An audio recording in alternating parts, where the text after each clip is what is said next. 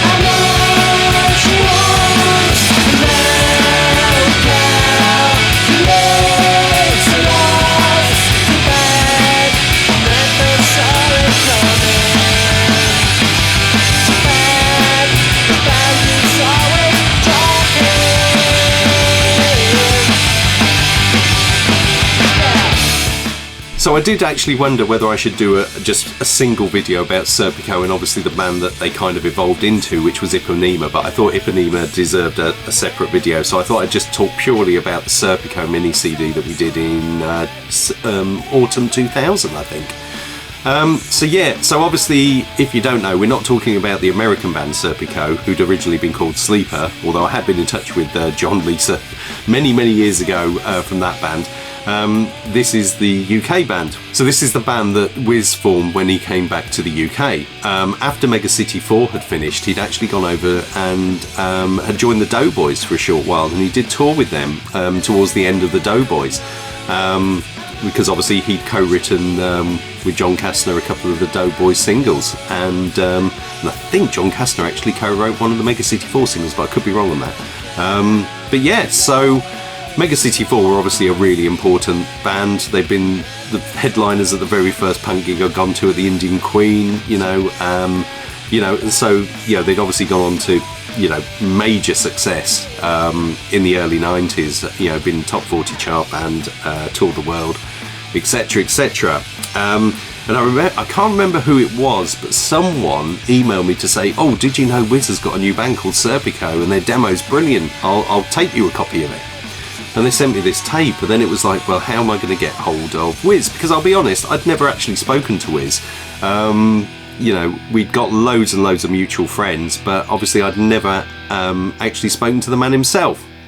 And I remember sending him an email on spec saying, oh, this is what I did. I put out the first Vehicle Derek record, I used to see you at the Indian Queen, like this long email.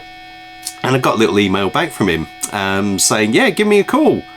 So with his phone number. So what I can let you into now, dear viewers, is that actually, because it's one of the times I took about 2 or 3 hours to pluck up the courage to call Wiz.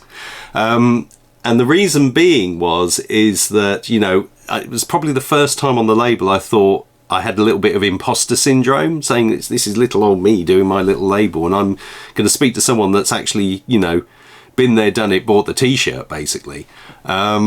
About possibly doing something with them, is this a bridge too far? I didn't really know what to expect, and I shouldn't have worried. Wiz was a lovely human being, really friendly, and obviously with time has moved on, and obviously we sadly lost Wiz in 2008, but it's been a hard video to actually record this one because I miss him greatly still. He contacted me, and it was just like speaking to a friend you've known all your life. And I think they'd recorded this 3-song demo, and one of the songs on there was Winter, which was just an amazing song. So I think we agreed to put the demo version of Winter on the Boss Tuneage the first Boss Tuneage compilation, because that was coming out in the summer.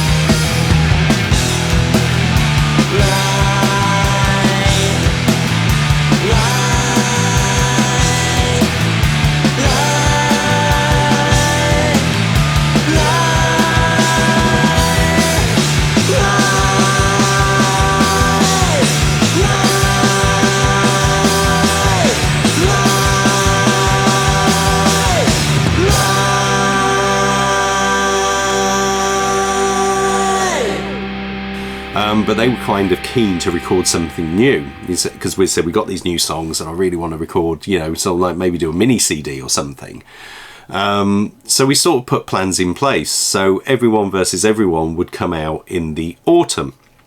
Now at the same time I was having conversations with Wiz, I was also having conversations with Dickie Hammond about doing what were then called Fatty Jones. So basically, and doing their album Gravity Blues, and obviously speak about the Jones on another video. So all of a sudden I had like two kind of like iconic, you know, in my view, iconic UK punk legends wanting to do records with me. And it was a bit of a, oh, you know, how have I got here? You know, because I think for years I thought I was sort of like round the periphery of stuff. But these were kind of like, this was like getting serious, I thought.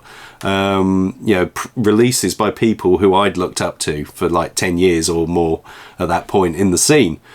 And because of that, I spoke to sort of Kaza in Japan, who'd obviously been distributing us, and he said, you know what, for these two, can we do them as a co-release? I'd like to put them out on Waterslide as well.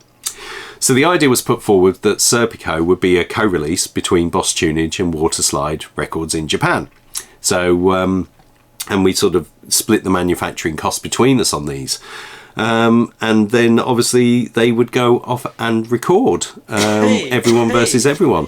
Pay attention. the next sound that you hear could be the starting pistol in your ear.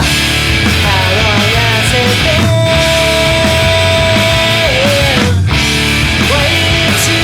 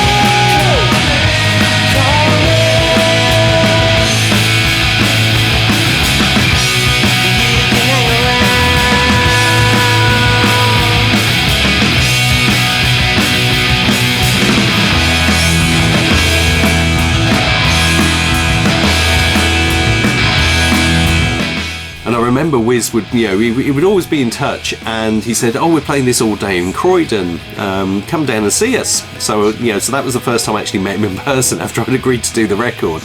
It was just lovely, a lovely human being, and I think that's probably borne out by I've never come across anyone who had a bad word to say about Wiz. And of course, there was this other little-known new band playing on that order as well, which was a band called Blocko. Who I didn't know about at the time. It was before, I think they might have only just recorded their demo, and of course that's where I first met Lloyd from Blocko, because Lloyd had been Mega City Force tour manager and roadie and stuff for years, and so him and Wiz introduced me to Lloyd. So you can kind of see this reoccurring theme that a lot of the people that we were doing on the label were recommendations from other bands who were already on the label, and this is how it all just snowballed.